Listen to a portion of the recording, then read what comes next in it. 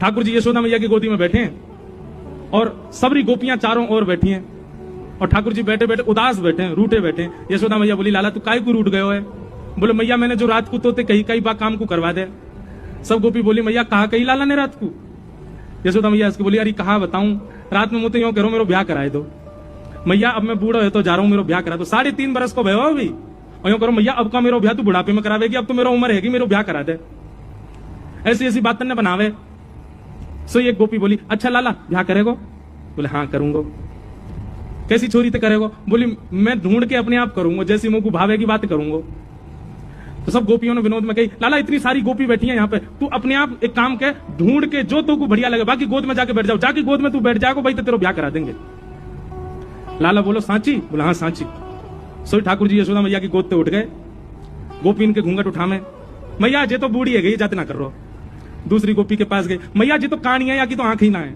अच्छा है नहीं, जबरदस्ती ठाकुर जी बोल रहे हैं। तीसरी गोपी को मुंह उठा के, मैया जी तो तेज लगे मुंह को तो घर से निकाल देगी या तो बयान कर रहा हूं मैं।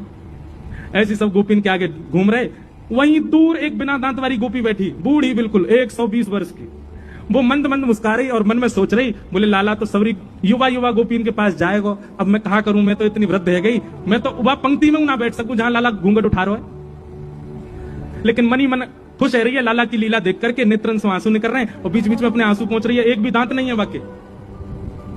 लाला सब गोपी इनके घूंघट उठा उठा के देख रहा और सोई ठाकुर जी की दृष्टि पड़ी, वो बूढ़ी बिना दांत वाली गोपी बैठी का है। ठाकुर जी बोले, मैया तेरी बहू मिल गई, और दौड़ के गए और बिना दांत वाली वह गोपी की गोद में बैठ गए। मैया मैं तो यही तो ब्याह करूंगा। मैया बोली, लाला जाके तो एक दांत ना है, जाते कहीं ब्याह करेगा? बोले मैया बढ़िया है ना, माखन खावे में दांत ना चाहिए हो गए, मैं वो माखन खाऊंगा जो चप चप खायो करेगी।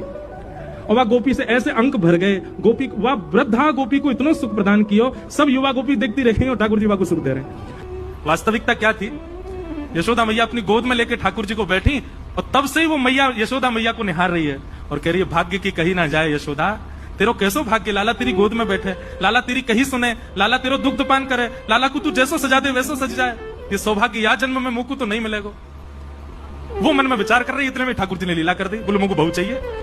इतनी सुंदर सुंदर गोपी बैठी है, ऐसी सुंदर सुंदर, वो 100 वर्ष की मैया, बाकी एक भी दांत नहीं, बाकी गोद में बैठ गए, जे मेरी बहू है।